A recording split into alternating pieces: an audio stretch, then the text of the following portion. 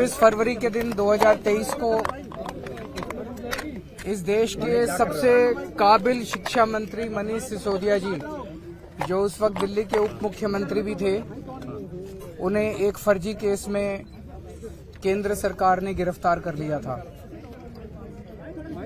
उनकी गिरफ्तारी का आज 1 साल पूरा होता है। इस 1 साल के अंदर केंद्र सरकार कोर्ट में एक नए पैसे का भी सबूत पेश नहीं कर पाई और सुप्रीम कोर्ट में जब सुनवाई हो रही थी तो ये बात बार बार निकल के आई, जब जज साहब ने भी कहा कि केंद्र सरकार के पास मनीष सिसोदिया के खिलाफ कोई केस नहीं है, तो पूरा झूठा केस है। मनीष सिसोदिया जी ने 75 साल के बाद 75 साल में गरीबों की शिक्षा प्रणाली इतनी खराब हो गई थी, सरकारी स्कूलों का बुरा हाल था।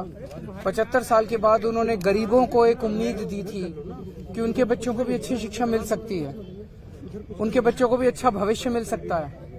मनीष सिसोदिया जी ने गरीबों के बच्चों को सपने देखने का अधिकार दिया था।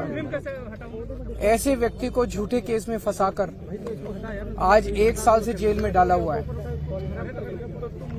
एक तरफ उन्हें जेल में डाला हुआ है और दूसरी तरफ हम देखते हैं कि इस देश को लूटने वालों को, जो इस देश को लूट रहे हैं, कई हजार करोड़ रुपए के जिनके ऊपर भ्रष्टाचार के आरोप हैं, जिन्हें खुद प्रधानमंत्री जी अपने भाषणों में बड़े बड़े भ्रष्टाचारी बोल चुके हैं, उन लोगों को अपनी पार्टी में शामिल करा के और उनको बड़े बड़े पद दिए जा रहे हैं। किसी को मुख्यमंत्री बना देते हैं, किसी को मंत्री बना देते हैं, किसी को उप मुख्यमंत्री बना देते हैं। तो एक वो कहावत है कि रामचंद्र कह गए सिया से, ऐसा कलयुग आएगा, हंस चुनेगा दाना दुनका, कौवा मोती खाएगा।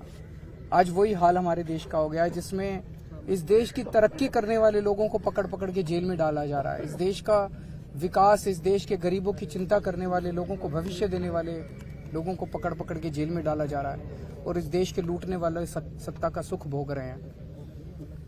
आज हम दुख नहीं मना रहे मनीष जी का, वो हमारे लिए प्रेरणा है।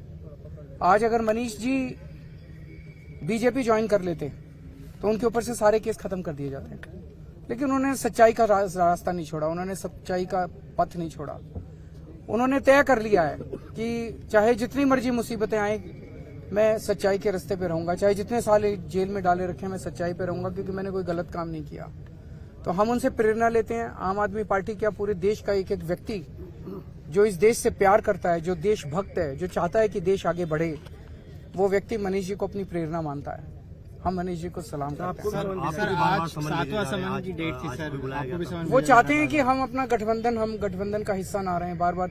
जब ईडी खुद ही कोर्ट गई हुई है, तो क्या ईडी को, केंद्र सरकार को कोर्ट पे भरोसा नहीं है? कोर्ट पे भरोसा रखना चाहिए ना। वो खुद ही कोर्ट गए हैं तो कोर्ट पे भरोसा, कोर्ट के आदेश का वेट करें। वो कोर्ट जो भी आदेश देगा उसके हिसाब से कर लेंगे। कोर्ट कहेगा भी जाओ तो जाएंगे।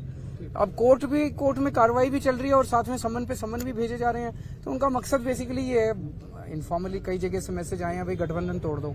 गठबंधन नहीं तोड़े।